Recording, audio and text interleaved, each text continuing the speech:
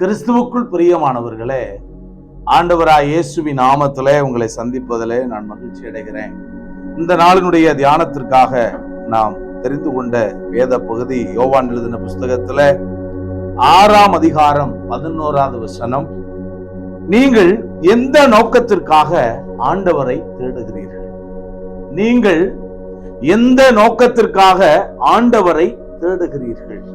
நாம எந்த நோக்கத்துக்காக நம்ம ஆண்டவரை தேடுறோம் அப்படின்றது ரொம்ப ரொம்ப முக்கியமானது. காலையில இந்த செய்தியை நான் தியானித்தேன். நீங்கள் அப்பம் புசித்து திருப்தி ஆனதினாலேயே என்னை தேடுகிறீர்கள். நீங்கள் அப்பம் புசித்து திருப்தி ஆனதினாலேயே என்னை தேடுகிறீர்கள். நம்ம எதுக்காக ஆண்டவரை தேடுறோம் சொல்லுங்க? அப்பத்துக்காக நம்ம ஆண்டவரை தேடிக்கிட்டு இருக்கிறோமா, இல்ல தேவைகளுக்காக மட்டுமே நம்ம ஆண்டவரை தேடிக்கிட்டு இருக்கிறோமா? அவர்கிட்ட போனா ஏதோ கை காலில் சுகத்தை கொடுப்பாரு சாமி, நம்ம அவர்கிட்ட போனா நல்ல ஒரு வேலை கிடைக்கும், அவர்கிட்ட போனோம்னு சொன்னா நமக்கு தேவையான பொருளாதார ஆசீர்வாதத்தை இயேசு தருவாரு, நோய் நொடி இல்லாம நம்ம அவர்கிட்ட வாழலாம். இப்படி உலகத்துல பல விதங்களிலே ஆண்டவரை தேடுகிற மக்கள் இருக்கிறார்கள். நாம ஆண்டவரை எந்த நோக்கத்துக்காக தேடுறோம்? அவர் ஆராதனை செய்வதற்காகவா? அவரை உண்மையாகவே தொழுது கொள்வதற்காகவா? அவரிடத்திலே நித்தியமான உன்னத ஆசீர்வாதங்களை பெற்றுக் கொள்வதற்காகவா? எதற்காக நம்ம ஆண்டவரை தேடுறோம்? ஏதோ ஒண்ணு கிடைக்கணும்ன்றதுக்காக அவரை தேடுறோமா? நாங்க எல்லாத்தையும் விட்டுட்டு நாங்க உம்மை பின்பற்றினோமே, எங்களுக்கு என்ன கிடைக்கும் அப்படின்னு சொல்லி சீசர்கள் இயேசுவினிடத்துல கேட்டாங்க. தேவாலய வாசலண்டையிலே அலங்கார வாசல்ல உட்கார வைக்கப்பட்டவன் எனக்கு ஏதாயிலும் கிடைக்குமான்னு சொல்லி அவன் அப்போஸ்தலர்களை பார்த்தானா, யோவானையும் பேதுருவையும் நோக்கி பார்த்தானா. நாமும் கூட ஆண்டவரை அறிந்திருக்கிறோம், அவரை ஏற்றுக்கொண்டிருக்கிறோம், அவரிடத்துல ஜெபிக்கிறோம், விண்ணப்பம் பண்ணுகிறோம், அன்றாடுகிறோம், உபவாசிக்கிறோம், ஆலயத்துக்கு தவறாமல் செல்லுகிறோம். ஆனா என்ன நோக்கத்துக்காக வர நம்ம தேடுறோம் சொல்லுங்க? ஏதாவது ஒரு தேவைக்காகத்தான் என்ன செய்யறோம்? நம்ம ஆண்டவரை தேடிக்கிட்டு இருக்கிறோம். அப்பத்துக்காக கர்த்தரை தேடுகிறோமா? தேவைகளுக்காக மட்டுமே ஆண்டவரை தேடுகிறோமா? இல்ல அற்புதங்களுக்காகவா அல்லது அப்பத்திற்காகவா? ஆண்டவரே கேட்டுட்டாரு. யோவான் 6ஆம் அதிகாரம் 11வது வசனத்தை வாசியுங்கள். இயேசு அப்பத்தை எடுத்து ஸ்தோத்திரம் பண்ணி சீசர்களிடத்துல கொடுக்கிறாரு. சீசர்கள் பந்திகளிடத்துல கொடுக்கிறாங்க. சாப்பிட்டவங்க 5000 புருஷர்கள் ஆண்டவரிடத்திலே அமர்ந்து 3 நாள் கர்த்தருடைய வசனத்தை ஜனங்கள் கேட்கிறார்கள். போகும்போது பசியோட இருப்பார்களே, வழியிலே சோர்ந்து போவார்களேன்னு சொல்லி ஆண்டவர் என்ன செய்யறாரு? அவங்களுக்கு வயிறார உணவு கொடுக்கிறார். அங்கே ஒரு சிறு பையன் இருந்தான். அவன் கையில என்ன இருக்கிறது போய் பாருங்கன்னு சொன்னப்ப 5 அப்ப 2 மேடு இருந்துச்சு. அதை ஆண்டவர் கையில கொடுத்தப்ப 5000 புருஷர்கள் சாப்பிட்டார்கள். 5000 புருஷர்கள் அப்படின்னா 5000 மனைவிகள், அவங்களுக்கு 2 பிள்ளைகள் வைத்தாலும் கூட 10,000, 20,000 பேருக்கு சாப்பாடு ஆண்டவர் போட்டிருக்கிறார். ஆனா 5000 புருஷர்களை மட்டுமே ஆண்டவர் எழுதி வைத்திருக்கிறார். நம்ம கணக்கு வழக்குகள்ல உண்மையா இருக்கிறது கிடையாது. ஆனா ஆண்டவர் இருக்கிற கணக்கைய அங்க குறைச்சு எழுதி வச்சிருக்கிறார். 5000 புருஷர்கள். அப்ப அங்கே வயிறார சாப்பாடு கொடுக்கிறார். அடுத்த வசனத்தை பார்க்கிற 22வது வசனத்துல, மறுநாளிலே ஜனங்கள் கடலுடைய அக்கறையில நின்ற ஜனங்கள்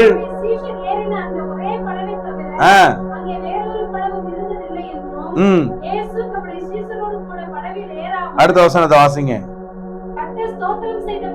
கர்த்தர் ஸ்தோத்திரம் செய்த பின்பு அவர்கள் அப்பம் சாப்பிட்ட இடத்துக்கு சமீபமாக வேற படகுகள் வந்தது. இந்த படகுகள் எதுக்கு வந்து தெரியுமா? வாசிங்க. இயேசு கண்டு இயேசுவை தேடிக்கொண்டு கப்பர்நகூமுக்கு வந்தார்கள். இயேசுவை தேடிக்கொண்டு நாம் ஆலயத்துக்கு செல்லுகிறோம். இயேசுவை தேடிக்கொண்டு இவர்கள் கப்பர்நகூமுக்கு செல்லுகிறார்கள். அவர்கள் இருதய நோக்கத்தை ஆண்டவர் புரிஞ்சுக்கிட்டார். வாசிங்க. கடலின் அக்கறையிலே இயேசுவை கண்டபோது, ரபி, போதகரே, நீங்க எப்ப இந்த இடத்துக்கு வந்தீங்க?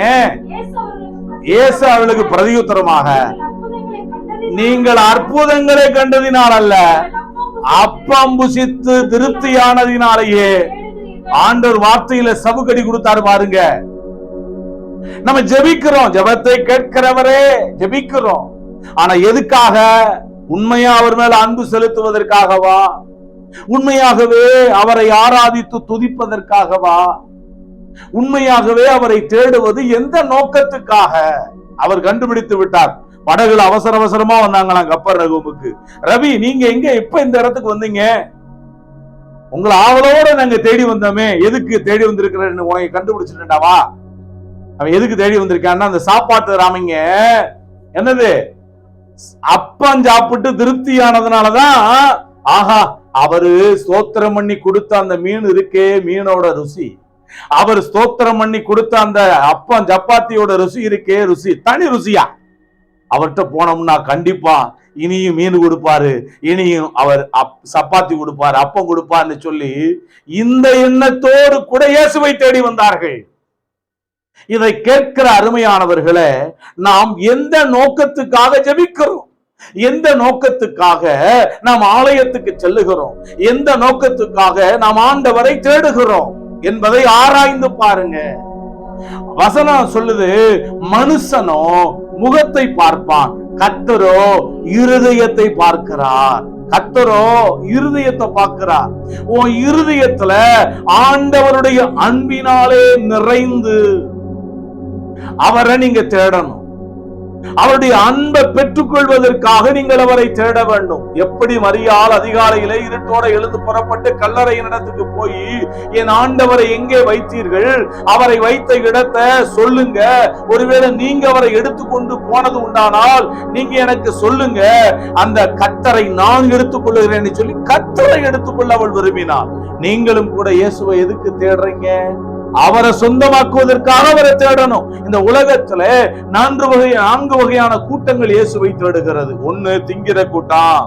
என்னங்க, இந்த திங்கிற கூட்டத்தை தான் சொல்றாரு ஆண்டவர்.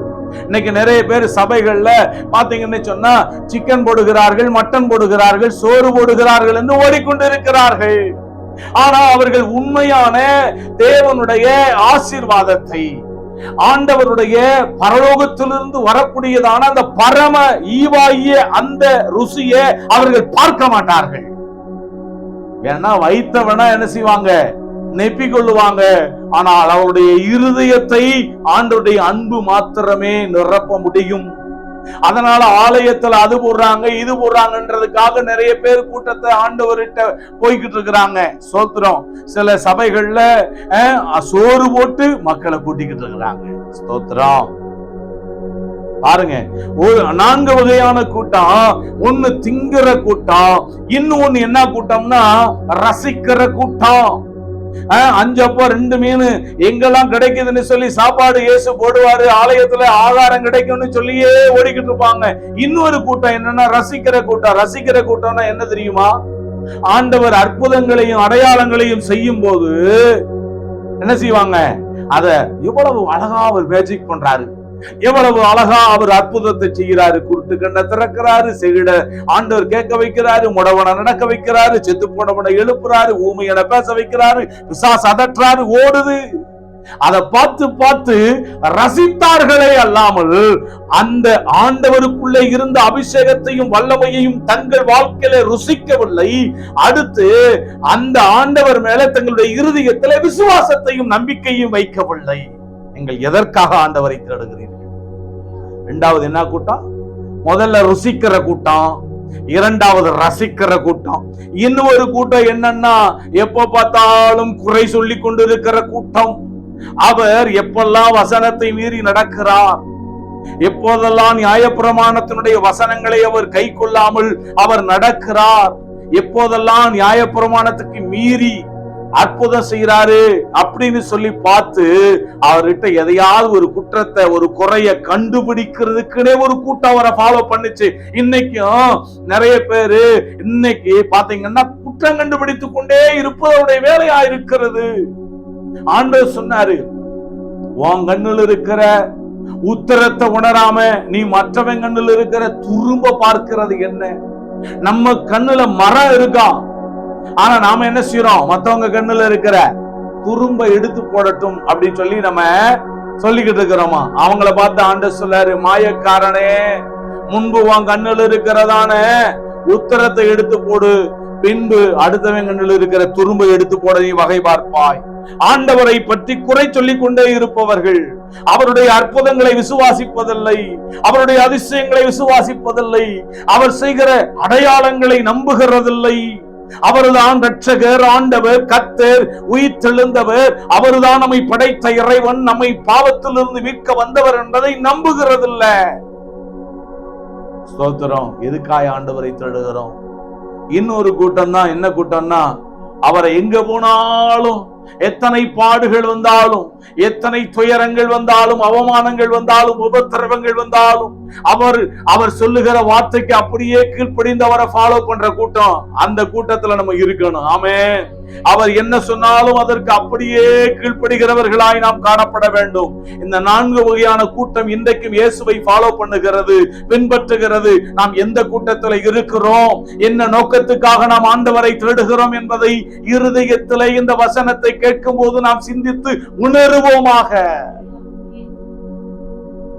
ஸ்தோத்திரம். பாருங்க, பிலிப்பியர் 2வது அதிகாரம் 21வது வசனத்துல, மற்றவர்கள் எல்லாரும் கிறிஸ்து இயேசுக்குரியவைகளை தேடாமல் தங்களுக்குரியவைகளையே தேடுகிறார்கள். என்னங்க?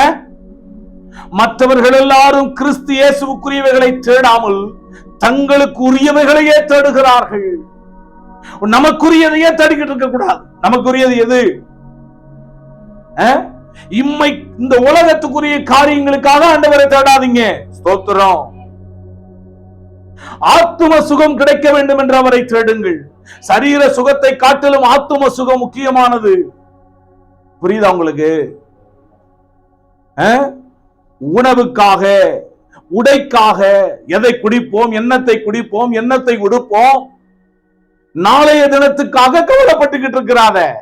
ஐயோ, வருமானம் கிடைக்கலையே, எனக்கு போதுமான பணம் வரவில்லையே, எனக்கு போதுமான வேலை கிடைக்கவில்லையே, இதையே நினைத்து நினைத்து ஆண்டவரை பின்பற்றுவதை நிறுத்து. என் ஆண்டவர் இயேசு கிறிஸ்து இந்த உலகத்தினுடைய ஆசீர்வாதங்களை காட்டிலும் விலையேற பெற்ற அழியாத நித்திய ஆசீர்வாதங்களை பரலோகத்திலே நமக்காய் ஆயத்தப்படுத்தி வைத்திருக்கிறார். அந்த உன்னத ஆசீர்வாதங்களை பெற்றுக் கொள்ளவும், அதை அடைந்து கொள்ளவும், அதை உன்னுடைய வாழ்க்கையை பெற்று அனுபவிக்கவுமே நீ அவரை தேட வேண்டும். உணவுக்காக தேடிக்கிட்டு, உடைக்காக தேடிக்கிட்டு, ஒரு நல்ல வீடு கிடைச்சா போதும் சாமி. ஏசப்பாட்ட ரொம்ப நாளா கேட்டேன், ஒரு வீடு கொடுத்தாரு. ஏசப்பாட்ட நான் ரொம்ப நாளா கேட்டேன், எனக்கு ஒரு புருஷனை கொடுத்தாரு. ஏசப்பாவை நான் ஆண்டவர்கிட்ட கேட்டுக்கிட்டு இருந்தேன், ரொம்ப நாளா எனக்கு ஒரு பிள்ளைய கொடுத்தாரு. நிறைய பேர் பிள்ளைய கேட்டுட்டு கடைசியில பார்த்தா அது தொல்லுகிட்டு இருக்காங்க. ஆண்டவரிடத்திலே அழியாத நித்திய ஆசீர்வாதங்களை கேட்டு பெற்றுக் கொள்ளுங்க. மற்றவர்கள் எல்லாரும் கிறிஸ்து, பாருங்க 2 விஷயம் இருக்குதுல. கிறிஸ்து இயேசுவுக்குரியவைகளை தேடுவது, தங்களுக்குரியவைகளை தேடுவது. எப்படிங்க பாத்தீங்களா? நாம நமக்காகவே வாழக்கூடாது. இயேசு எப்படி வாழ்ந்தாரா? நன்மை செய்கிறவராக அவர் சுற்றி திரிந்தாரா? பாருங்க, இயேசு எங்கு பார்த்தாலும் நன்மை செய்கிறவராய் சுற்றி திரிந்தார். அவனவன் தனக்கானவைகளை அல்ல, பிறருக்கானவைகளையும் நோக்குவானாக. பிறருக்கானவைகளை நோக்க பழகுங்க. மற்றவர்கள் எல்லாரும் கிறிஸ்து இயேசு, ஆண்டவரே இன்றைக்கு நான் ஆண்டவரே கிறிஸ்து இயேசுவுக்கு உரியவைகளை நான் தேடும்படியாக என்னை வணைந்து கொள்ளும். எனக்குரியதை, தனக்குரியதையே நான் தேடக்கூடாது சாமி. ஆமென். நமக்குரியதையே தேடுறது. இன்னைக்கு வேலை கிடைச்சா போதும், சந்தோஷமா சோத்திர ஆண்டவரே, இன்னைக்கு எனக்கு வேலை கிடைத்து விட்டது, சந்தோஷம். அழியாத ஆசீர்வாதங்களை கேளு அவர்கிட்ட, நித்திய ஆசீர்வாதங்களை கேளு. எபேசியர்ல 1ஆம் அதிகாரத்துல 3வது வசனத்துல சொல்லப்பட்டிருக்கு, அவர் உன்னதங்களிலே ஆவிக்குரிய சகல ஆசீர்வாதத்தினாலும் நம்மை ஆசீர்வதித்திருக்கிறார். அழியாத ஆவிக்குரிய ஆசீர்வாதத்தை கேட்டு பெற்றுக் கொள்ளுங்க. ஸ்தோத்திரம். அப்பம் கிடைச்சா போதுமா? அப்பத்தை சாப்பிட்ட உடனே என்ன செய்யாது? மலமா கழிஞ்சு போயிடும். ஆனா ஆத்துமாவிலே அவர் கொடுக்கின்ற கிருபைகள், ஆத்துமாவிலே அவர் கொடுக்கின்ற அபிஷேகம், ஆத்துமாவிலே அவர் கொடுக்கின்றதான வல்லமை, ஆத்துமாவிலே அவர் கொடுக்கின்றதான அவருடைய அன்பு என்னைக்கும் அழியாது. அதை கேட்டு பெற்றுக் கொள்ளுங்க. தங்களுக்குரியவைகளையே தேடுகிறார்கள். என் வீடு, என் மனைவி, என் பிள்ளை, என் சாப்பாடு, என் வேலை, என் வருமானம், என் பணம். நோ, இயேசுக்குரியதை தேடு. ஹல்லேலூயா. வார்த்தையை பாருங்க, பிலிப்பியர்ல 3:19 அப்படிப்பட்டவருடைய தங்களுக்குரியதையே தேடிக்கிட்ட முடிவு என்ன தெரியுமா? என்னது? அவர்களுடைய முடிவு அழிவு. சோத்திரம். அல்லேலூயா. அவர்களுடைய முடிவு அழிவு. எதை தேடுறவங்களுக்கு? தங்களுக்குரியதையே தேடுனா, ஆண்டவருக்கு பிரியமில்லாதவைகளையே தேடுனா. ஆண்டவருக்கு முன்னாடி நீ எதுக்காக வந்திருக்கன்னு அவருக்கு தெரியும். சோறு உனக்கு கிடைக்கணும் அதுக்காக நீ வர்றையா? வேலை உனக்கு கிடைக்கணும் அதுக்காக அவரை தேடி வர்றையா? புள்ள உனக்கு கிடைக்கணும் அதுக்காக மட்டும் ஆண்டவரை தேடி நீ வருகிறாயா? உனக்கு வருமானம் வரணும், நல்ல ஒரு வீடு கட்டணும் அதுக்காக மட்டுமே நீ ஆண்டவரை தேடி வருகிறாயா? அவர் உனக்காக கல்வாரி சிலுவையில தன்னுடைய சொந்த ரத்தத்தை சிந்தி அவர் உனக்காக தியாகமாக பாடுகளை பட்டு பலியாகி அவர் மரணம் அடைந்தாரே, அந்த அன்பை நினைத்து நீ அவரிடத்துல வரமாட்டாயா? அவர் நீ கேட்கிறார். அவர்களுடைய முடிவு அழிவு, அவர்களுடைய மகிமை பாருங்க, அவருடைய முடிவு அழிவு. அவர்களுடைய தேவன் வயிறு. நிறைய பேர் வயிறுக்கு அவங்க தேவன் யாரா? என்னதுங்க? வயிறு. எத்தனை டீ கிடைச்சாலும் அத்தனை டீ வாங்கி என்ன செய்யறது? வயிற்றுல ஊத்துறது. எத்தனை காபி கிடைச்சாலும் சரி அதை வாங்கி வயிற்றுல ஊத்துறது. நிறைய ஜூஸ் கிடைச்சா அதை வாங்கி வயிற்றுல ஊத்துறது. Chapati, chicken, mutton, pizza, burger, என்ன ரைஸ், சோத்துற chicken rice, fried rice, special dosa, roll, என்னென்னத்தை உள்ளதுக்கு போடணுமோ. இவங்கெல்லாம் என்னன்னா சாப்பாட்டு பிரியர்கள், போஜன பிரியர்கள். எது கிடைச்சாலும் வாங்கி வாங்கி வாங்கி வாங்கி இத்துணூண்டு வாய்க்குள்ள உள்ளதல்றது. உள்ள தள்ளிட்டு வயிற்ற பெருசாக்கி அந்த வயிற்றுக்கே முக்கியத்துவம் கொடுப்பது. தேவனை முக்கியத்துவப்படுத்த மாட்டார்கள். அவருடைய தேவன் வயிறு, அவருடைய முடிவு லட்சை. அவங்க எதை சிந்திக்கிறாங்களாம்? அவர்கள் எப்ப பாரு பூமிக்கு அடுத்தவைகளையே சிந்திக்கிறார்கள். ஏழை, இன்னும் நீ வீடு கட்டலையாலே? என்ன இன்னும் நீ பார்த்தேன்னா இப்படியேதான் இருக்க? சொல்லு. இன்னும் டெவலப் ஆகலையே. அவன் சிந்தனை புள்ள எங்க இருக்கு? உலகம். உலகமும் அதில் இச்சையும் ஒளிந்து போகும். தேவனுடைய வார்த்தையின்படி செய்கிறவனை என்றைக்கு நிலைத்திருப்பான். தேவனுடைய சித்தத்தின்படி செய்கிறவனை என்றைக்கு நிலைத்திருப்பான். அதனால ஓய்வு நாள் தூரம் ஆண்டவரை தேடி போற, ஒவ்வொரு வேலைகளையும் ஜெபிக்கிற, எதுக்காக ஆண்டவரை தேடுறான்? இம்மைக்கான காரியத்துக்காகவா? உலகத்துக்குரிய காரியத்துக்காக மட்டுமா? நீ நித்திய காரியத்தின் மேல மனசுல வையி. பைபிள் சொல்லுது, முதலாவது தேவனுடைய ராஜ்யத்தை அவருடைய நீதியை தேடு, அப்பொழுது இவைகளெல்லாம் உனக்கு கூட கொடுக்கப்படும். முதல்ல தேவ ராஜ்யத்தை தேடிடு, அவருக்கு பிரியமானதை தேடிடு, அவருக்கு உரியதை தேடு, இயேசுவுக்கு உரியவைகளை தேடு. அப்ப இதெல்லாம் உனக்கு என்ன செய்யப்பட? ஆமென். வேலைக்கு போகல, உட்கார்ந்து ஆண்டவரை துதி ஸ்தோத்திரம் பண்ணு. வாயை நல்ல விரிவா திறந்து கர்த்தரை மகிமைப்படுத்து. நல்ல பாடல்களை பாடி கர்த்தரை ஸ்தோத்திரம் பண்ணு. அன்னைக்கு உனக்கு வேண்டிய ஆசீர்வாதத்தை கர்த்தர் தருவார்.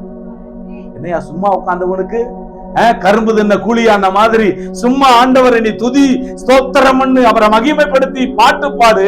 அன்னைக்கு சாயங்காலத்துக்குள்ள ஆண்டவர் உன்னுடைய ஆசீர்வாதங்களை உனக்கு தருவாரு.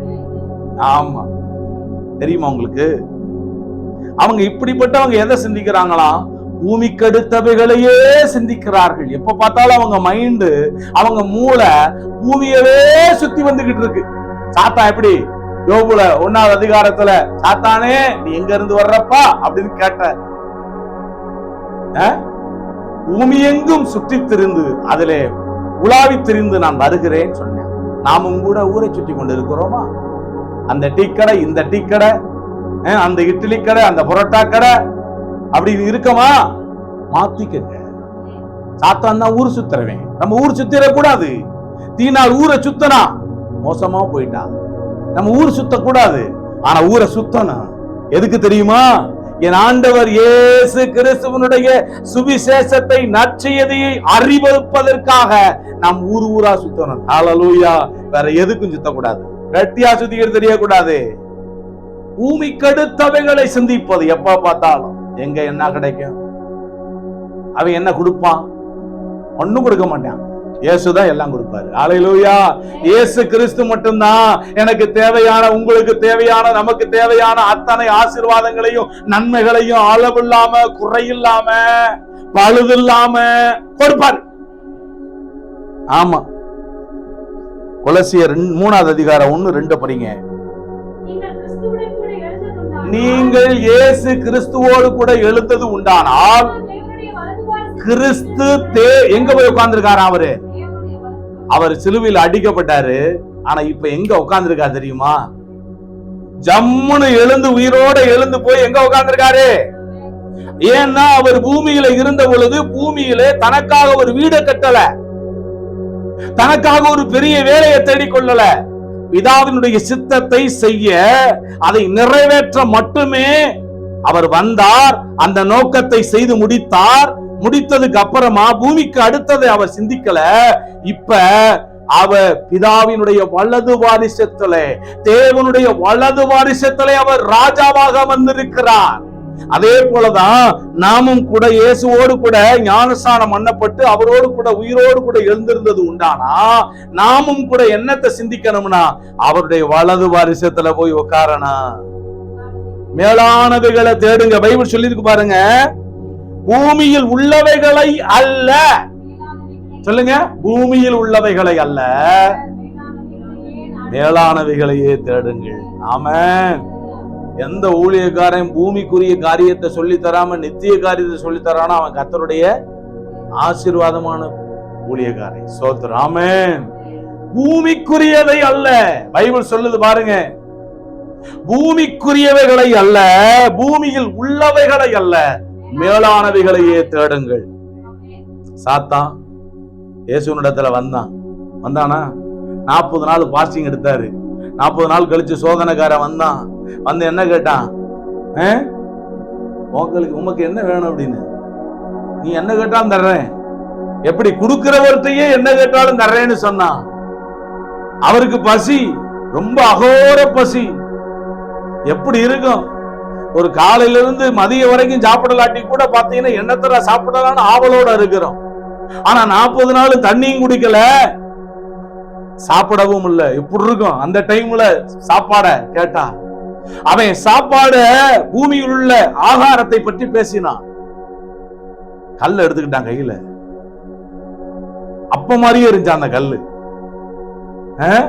அந்த கல்லை எடுத்துக்கிட்டு சொன்னானா, நீ தேவனுடைய குமாரனை ஆனால் இந்த கல்ல அப்பமாகும்படி சொல்லும்னு சொன்னான். அவன் சொல்றதுக்கு முன்னாடியே சொல்லியிருப்பார்ல, அவன் தான் சொல்லணுமா? அவரை பரீட்சித்தான். அவர் என்ன சொன்னார் தெரியுமா? அந்த அப்பத்தை, பூமியில் உள்ள அழிந்து போகிற அந்த அப்பத்தை காட்டிலும் தேவனுடைய வாயிலிருந்து புறப்படுகிற ஒவ்வொரு வார்த்தையினாலும் மனுஷன் பிழைப்பான். அடிச்சு நெத்தியடி அடிச்சாரு. மனுஷன் அப்பத்தினாலே மாத்திரம் அல்ல. அவங்க எதுக்கு தேடிக்கிட்டு இருந்தாங்க? மீன் கிடைக்கும், சப்பாத்தி கிடைக்கும்.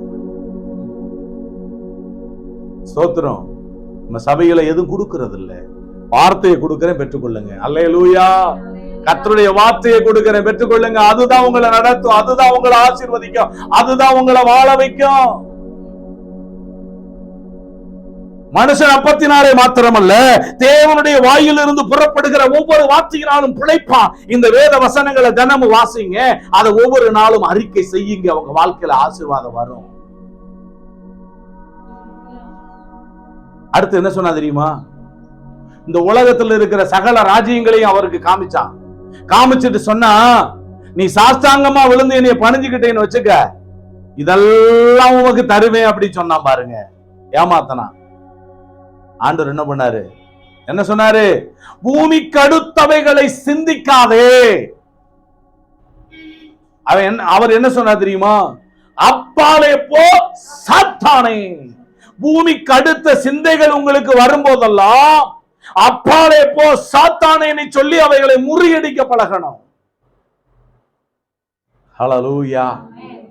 மனுஷருக்கு ஏற்றவைகளை சிந்தியாமல் தேவனுக்கு ஏற்றவைகளை சிந்தியாமல் நீ மனுஷருக்கு ஏற்றவைகளை சிந்திக்கிறேன்னு சொன்னார் இயேசு. அப்ப சாத்தான வார்த்தையை கொண்டு ஜெயித்தார்.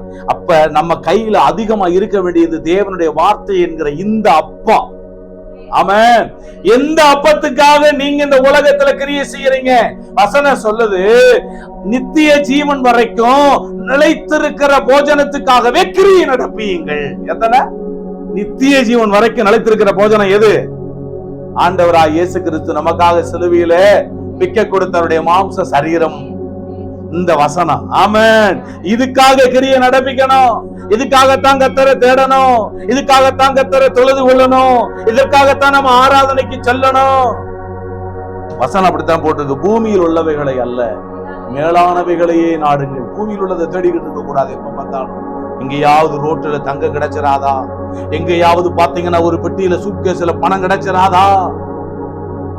எங்கேயாவது சில்லற காசு செதறி கிடக்காதா?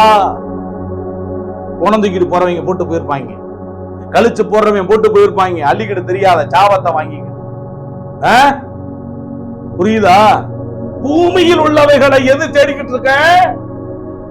பண்ணி என்ன செய்ய? கீழையே பார்த்துக்கிட்டு தேடும். பார்த்தா மனுஷன் போட்டு வச்சிருக்கிறதெல்லாம் தின்னுட்டு தெரியும். இந்த பண்ணி என்னைக்கு பாத்தீங்கன்னா வானத்தை பார்க்க தெரியுமா? ஆமா, சாகுறப்ப இவங்க ரெண்டு கம்புகளையும் பாத்தீங்கன்னா அந்த பக்கம் இந்த பக்கம் ஒரு கம்பை போட்டு கயிறை வச்சு கட்டி இப்படி தூக்குவாங்க பாருங்க. இப்படி தலைகீழ இதுதான் வானமான அன்னைக்கு தான் தெரியும். நீ நல்லா கவனிங்க. நீ உயிரோட இருக்கிறப்ப நித்தியமான காரியங்களை சிந்திக்காம அவருக்குரியதை தேடாம போயிட்டேன்னா நீ சாகக்கூடிய தருணத்துல அன்னைக்கு நீ வானத்தை பார்த்தீங்கன்னா உனக்கு உதவி வராது. அன்னைக்கு வானத்தை பார்த்து இதுதான் வானமான்னு சொல்லி நீ கத்துனாலும் உனக்கு தேவையான ஒத்தாசைகள் வராது. அதனால இப்பவே பூமியவே உத்து பார்த்து நடந்துகிட்டு, உலகத்தையே உத்து பார்த்து அதையே தேடிக்கிட்டே இருக்கிறத நிப்பாட்டிட்டு கொஞ்சம் தலைய நிமிர்ந்து வானத்தை அண்ணாந்து பார். அல்லேலூயா. புரிந்து கொள்ளுங்க. சங்கீதம் 59:15 சொல்லி இருக்கு, அவர்கள் உணவுக்காக அலைந்து திரிந்து திருப்தி அடையாமல் முறுமுறுத்து கொண்டிருப்பார்கள். அவர்கள் உணவுக்காக அலைந்து திரிந்து, ஆண்டவரை தேட உணவுக்கு அலைய மாட்டான். ரபா கபா அல்லேலூயா. ஸ்தோத்திரம் சொல்லுங்க. வேதவசனம் என்ன சொல்லு தெரியுமா? நான் இளைஞனா இருந்தேன், முதிர் வயது உள்ளவனுமானே, ஆனாலும் நீதிமான் கைவிடப்பட்டதையும் அவன் சந்ததி அப்பத்துக்கு நாம எங்கேயும் போய் என்ன செய்ய மாட்டான். நாங்க சொல்லுங்க, நான் பிச்சை எடுக்க மாட்டேன். நம்ம சந்ததி பிச்சை எடுக்காது. ஏன் தெரியுமா? அவருடைய பிள்ளை நம்ம, அவரை தேடுகிறவங்க நம்ம, அவருடைய சொந்த ஜனம் நம்ம. அப்ப நம்ம பிச்சை எடுக்க ஆண்டவர் விட மாட்டாரு. பைபிள்ல சொல்லி இருக்கு பாருங்க, அவர்கள் உணவுக்காக அலைந்து திரிந்து. நீ ஆண்டவருக்காக அலைஞ்சு தெரிஞ்சீங்கன்னு வச்சுக்க, நீ பிச்சை எடுக்கவும் மாட்ட, முறுமுறுத்துக்கிட்டு இருக்கவும் மாட்ட. அதெல்லாம் உனக்கு கர்த்தர் கூட்டி கொடுப்பாரு. சங்கீதம் 23 பாக்குறோம், உன் ஜீவனுள்ள நாளெல்லாம் நன்மையும் கிருபையும் உன்னை பின்தொடரும். அதுக்கப்புறம் என்னது? கர்த்தருடைய வீட்டுல நீடித்த நாட்களா நிலைத்திருப்பான். எப்படிங்க பாத்தீங்களா? ஜீவனுள்ள நாளெல்லாம் நன்மையும் கிருபையும் நம்மளை பின்தொடரும். அடுத்து கர்த்தருடைய வீட்டுல நீடித்த நாட்களா நம்ம நிலைச்சிருப்போம். அப்ப இது ரெண்டு விஷயம் இருக்கு நமக்கு. அப்ப அவரை முதல்ல இந்த உலகத்துல முன்னிறுத்துங்க. அதான் சொல்ல, அவர்கள் உணவுக்காக அலைந்து திரிந்து திருப்தி அடையாமல் முறுமுறுத்து கொண்டிருப்பார்கள்.